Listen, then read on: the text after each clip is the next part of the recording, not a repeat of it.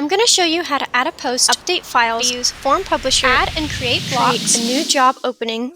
Cave Consulting, transforming the way you work. Hello, this is Taylor from Cave Consulting, and today I'm going to walk you through how to create themes for your WordPress website. First, you're going to go to your sidebar and find the Themes tab.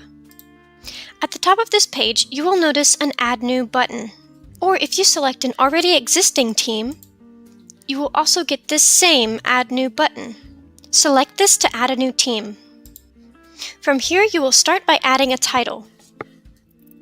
This title will not automatically appear on top of your theme on whichever page you plan to use it. This is simply for your knowledge and ability to organize. Next, you will want to add a member. You will want to fill out the first name, last name, and job or role, as well as the description. These will appear from top to bottom with the first name and last name sharing a line. Scrolling down, you can also add social media links or a photograph. The photo will appear on top of the text. You can continue to add members until all of your members have been added. On the right, you will notice a panel where you can set up the display options. For more details on this, check out our Editing Themes video. After your members are added and all of your settings are the way you would like, select Publish.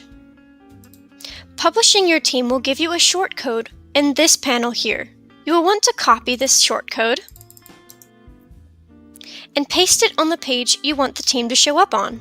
Go to Pages and find the page you would like the theme to be on. Wherever you paste the code will be where the theme appears, meaning if you paste the code at the top of your page, your theme will appear at the top of your page. If you paste it in the middle of a paragraph, it will appear in the middle of that paragraph.